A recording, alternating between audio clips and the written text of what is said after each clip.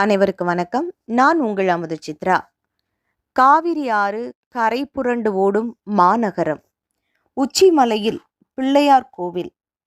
பஞ்சபூத தலங்களில் நீர்த்தலமாக விளங்கும் திருவானைக்காவலில் அருள் பாலிக்கும் ஜம்புகேஸ்வரர் கோவில். 108 திவ்ய தேசங்களில் ஒன்றான ரங்கநாதர் பள்ளி கொண்டிருக்கும் திருவரங்க கோவில். வெட்டவெளியில் அருள் பாலிக்கும் வெக்காளியம்மன் கோவில். இத்தனை தெய்வங்களும் குடிகொண்டிருக்கும் அருள் நிறைந்த நகரம் திருச்சிராப்பள்ளி மாநகரம். இத்தகைய சிறப்புமிக்க நகரத்தில் பல அற்புதங்களை நிகழ்த்தி சமயத்தில் வந்து காக்கும் அம்மனாக சமயபுரத்தில் எழுந்தருளியிருக்கும் சமயபுர மாரியம்மனை பற்றிய உண்மையான வரலாற்றினை இந்த பதிவில் தெரிந்து கொள்ளலாம். இந்த உண்மையான வரலாற்று செய்திகள் சமயபுர மாரியம்மன் கோவில் தல வரலாற்று நூலில் இடம்பெற்றுள்ளது. இந்த நூலினை அச்சிட்டு வழங்கிய கோவில் நிர்வாகத்திற்கு நன்றி. சமயபுரம் சக்தி பீடங்களில் முதன்மையானது. மாரியம்மன்களில் தலைமையானவள் சமயபுர மாரியம்மன். இந்த சமயபுரம் விக்ரமபுரம், மாகாளிபுரம், கண்ணபுரம், கண்ணனூர் என்ற பெயர்களில் அழைக்கப்படுகிறது. சோழ அரசன் தன் தங்கையை கங்க நாட்டு மன்னனுக்கு திருமணம் செய்து வைத்து தன் தங்கை சிறப்பாக வாழ ஒரு கோட்டையை கட்டி ஒரு நகரையும் உருவாக்கி கொடுத்தான். அந்த இடம்தான் கண்ணனூர். பிற்காலத்தில் பாண்டிய மன்னர்களின் படையெடுப்பால் கோட்டையும் நகரமும் அழிந்து வேப்பமரங்கள் நிறைந்த காடாக உருவாகியது. அந்த காலகட்டத்தில்தான் திருவரங்கம் ரங்கநாதர் கோவிலில் இருந்த வைஷ்ணவி என்ற பெயர் கொண்ட மாரியம்மன் உக்கிரமாக காட்சியளித்தார். அப்பொழுது அங்கிருந்த ஐயர் சுவாமிகள் இந்த விக்கிரகத்தை எடுத்து சென்று அப்புறப்படுத்துமாறு ஆட்களை ஏற்பாடு செய்தார். அம்பாள் விக்கிரகத்தை எடுத்துக்கொண்டு அந்த ஆட்கள் வடக்கே சென்றனர். சென்று கொண்டிருந்த போது அசதியினால் ஒரு இடத்தில் இறக்கி வைத்துவிட்டு இளைப்பாறினார்கள். அந்த இடம் இனாம் சமயபுரம் என்ற பெயரில் உள்ளது. இளைப்பாறியவர்கள் மீண்டும் இறக்கி வைத்த விக்கிரகத்தை எடுத்துக்கொண்டு தென்மேற்காக வந்து கண்ணனூர் அரண்மனை மேட்டில் வைத்துவிட்டு சென்று விட்டார்கள். அதுதான் இன்று சமயபுர மாரியம்மன் கோவில் கொண்டிருக்கும் திருத்தலம். விக்கிரகத்தை இறக்கி வைத்ததன் நினைவாக திருவிழாவின் போது 8ஆம் நாள் இனாம் சமயபுரம் சென்று ஓர் இரவு மாரியம்மன் தங்கி வருகிறாள். இன்றும் இந்த நிகழ்வு நடைமுறையில் உள்ளது. அரண்மனை மேட்டில் வைக்கப்பட்ட விக்கிரகத்தை அவ்வழியாக சென்றவர்கள் திடீரென அங்கு இருப்பதை பார்த்து அதிசயித்து அருகில் உள்ள மக்களை அழைத்து அம்மனை வழிபட்டனர்.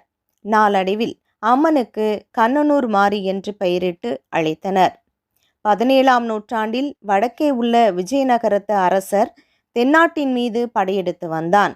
அரசன் கண்ணனூரில் போர் பாசறை அமைத்தான். அப்போது அங்கிருந்த கண்ணனூர் மாரியை வணங்கினான். தான் போரில் வெற்றி அடைந்தால் அம்மனுக்கு கோவில் கட்டி வணங்குவதாக மனமுருகி வேண்டிக் கொண்டான். போரில் வெற்றியும் கண்டான். மன்னன் சொன்னபடியே பரிவார தெய்வங்களாக விநாயகரையும் கருப்பண்ண சுவாமியையும் பிரதிஷ்டை செய்து வெகு சிறப்பாக கும்பாபிஷேகத்தை நடத்தி முடித்தார். சூரப்ப நாயக்கர் என்ற ஒரு செல்வந்தர் மிகப்பெரிய அம்மன் பக்தர். அவர் அம்பாள் விக்கிரகம் பழமையாக இருந்ததினால் புதிதாக விக்கிரகம் பார்த்து பிரதிஷ்டை செய்தார். ஆனால் அம்மான் உத்தரவு வழங்காததால் சூரப்ப நாயக்கர் அம்பாளை மனமுருகி வேண்டி அம்மன் அருளோடு மீண்டும் பிரதிஷ்டை செய்தார். இங்கு ஆண்டுதோறும் தை மாதத்தில் 13 நாட்கள் தைப்பூச தினத்தன்று அம்பாளுக்கு திருவரங்கம் கொள்ளிட ஆற்றங்கரையில் இருந்து தீர்த்தவாரி நடைபெறும். மாசி மாதத்தின் கடைசி ஞாயிறு அன்று பூச்சொரிதல் விழா நடைபெறும். இதில் லட்சக்கணக்கான மக்கள் கலந்து கொண்டு அம்மனை வழிபடுவர். பூச்சொரிதல் விழாவிற்கான ஒரு புராதன வரலாறு சொல்லப்படுகிறது. மகிஷாசுரன் என்ற அரக்கன் சிவபெருமானை நினைத்து கடும் தவம் புரிந்து அதன் பலனால் பெரும் வரங்களை பெற்றான். தன் அகந்தையால் தேவர்களையும் முனிவர்களையும் கொடுமைப்படுத்தினான். இவனை கண்டு அஞ்சிய தேவரும் முனிவர்களும் ஆதிபராசக்தி தாயிடம் சென்று முறையிட்டனர். அம்மன் புரட்டாசி மாதத்தில் நவராத்திரி நோன்பிருந்து புது சக்தியை பெற்று துர்க்கையாக அவதாரம் எடுத்து மகிஷாசுரனை வதம் செய்து மகிஷாசுர வர்த்தினியானாள். தற்பொழுது புதுப்பிக்கப்பட்டு கும்பாபிஷேகம் செய்யப்பட்ட சமயபுரம் கோவிலில் மகிஷாசுரவர்த்தினியின் ஓவியம் மேல்கூரை சுவரில் வரையப்பட்டுள்ளதை காணலாம்.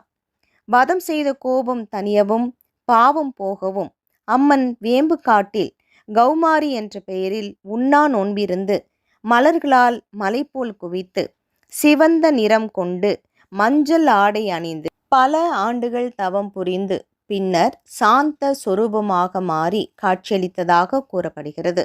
அவள்தான் சமயபுர மாரியம்மன். இந்த வரலாற்றை கொண்டுதான் பூச்சொரிதல் விழா வெகு சிறப்பாக நடைபெற்று வருகிறது.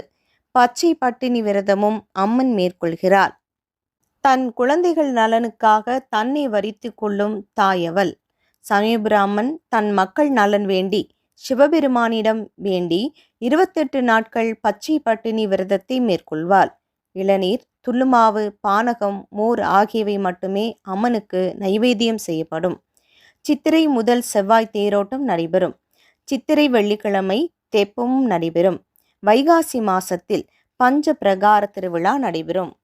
திருவிழாக்களின் போது அண்ணன் வீட்டு சீராக திருவரங்க கோவிலில் இருந்து பூக்களும் சீர்வரிசை பொருட்களும் கொண்டு வரப்படும். இங்கு முடி காணிக்கை, ஆடு, மாடு, கோழி காணிக்கை, அக்னி சட்டி ஏந்தல், மாவிளக்கு போடுதல் போன்ற வேண்டுதலை நிறைவேற்றி அம்மனை வழிபடுகின்றனர். அம்மை போன்ற நோய்கள் போக அங்கேயே பக்தர்கள் தங்குகின்றனர். அப்பொழுது அவர்களின் காதுகளில் அம்மனின் சலங்கி ஒலி கேட்கப்படுவதாக கூறப்படுகிறது. திருவிழா காலங்களில் தங்க தேர் இழுக்கப்படுகிறது. அன்று அம்மனுக்கு தங்க கவசம் அணிவிக்கப்படுகிறது.